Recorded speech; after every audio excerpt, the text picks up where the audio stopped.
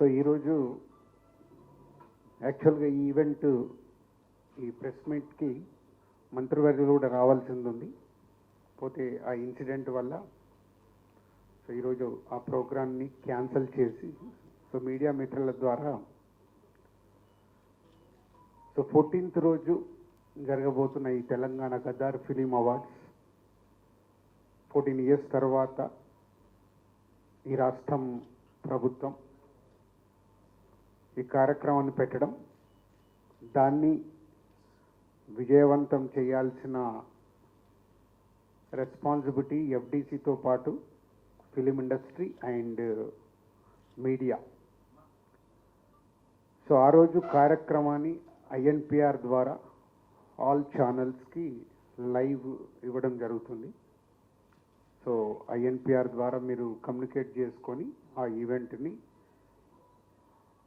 World వైడ్గా ఉండే తెలుగు ప్రేక్షకులు అలాగే అదర్ లాంగ్వేజ్లు కూడా ఇప్పుడు పాన్ ఇండియా అయిన తర్వాత మన హీరోల సినిమాలు ప్రపంచవ్యాప్తంగా రిలీజ్ అవుతున్నాయి. కాబట్టి ఈ ఈవెంట్ అందరికీ రీచ్ అయ్యేలాగా మీ వంతుగా లైవ్ ప్రోగ్రామ్ని కండక్ట్ చేయాలని ఎఫ్డీసీ ద్వారా కోరుచున్నాం. 6 o'clock ఈవెంట్ షార్ప్గా స్టార్ట్ అవుతుంది.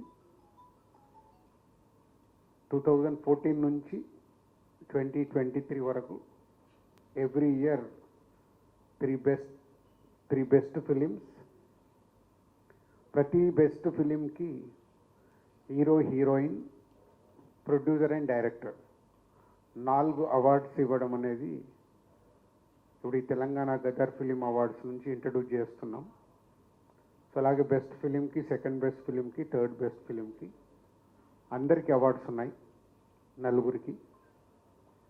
అలా ఎవ్రీ ఇయర్ 3 ఫిలిమ్స్ టు 2023 వరకు ఎవ్రీ ఇయర్ ఉండే 3 ఫిలిమ్స్కి 4 అవార్డ్స్ ఇవ్వడం జరుగుతుంది. సో ఇది చాలామందికి కమ్యూనికేట్ కాలేదని అన్నారు. ఇది కూడా మీడియా మిత్రులు ఇది అందరికీ రీచ్ అయ్యేలాగా చేయాలని కోరుకుంటున్నాను. అలాగే 2024లో ఏవైతే అవార్డ్స్ అనౌన్స్ ఉన్నాయో అవన్నీ అందరికీ ఇన్విటేషన్స్ కూడా ఈరోజు రీచ్ అయ్యాయి. సో తెలుగు చలనచిత్రలో ఉండే అందరికీ ఎఫ్డీసీ చైర్మన్గా నా విన్నపం, అందరూ పార్టిసిపేషన్ చేసి